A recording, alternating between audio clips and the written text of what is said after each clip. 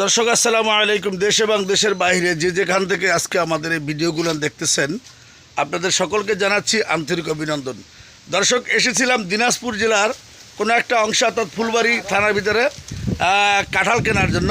তো পাশাপাশি জেলা হওয়ার কারণে, রংপুর এবং দিনাজপুর পাশাপাশি হওয়ার কারণে আমরা মোটরসাইকেল যোগে আমাদেরকে যারা কাঁঠাল কিনে দিচ্ছে কিংবা কলা আম এগুলো কিনে দিচ্ছে সেই সমস্ত ভাইদেরকে নিয়ে এই কলা কেনার জন্য আসছি।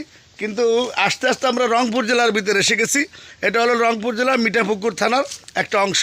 তো এখান থেকে আমরা কিছু কলা ক্রয় করার জন্য চেষ্টা করতেছি এবং আমাদেরকে এই কলাগুলো ক্রয় করার জন্য আমাদের এই যে সমস্ত ভাইরা কলার ব্যবসা করে, এক ভাই কলার ব্যবসা করে এবং এই সমস্ত এই যে ভাইরা আমার আড়তদার, এনারা আমাদেরকে কলা এবং কাঁঠালগুলো ক্রয় করে দিচ্ছে। তো যাই হোক, আমরা আপনাদের জন্য আরও সুন্দর সুন্দর ভিডিও তৈরি করব।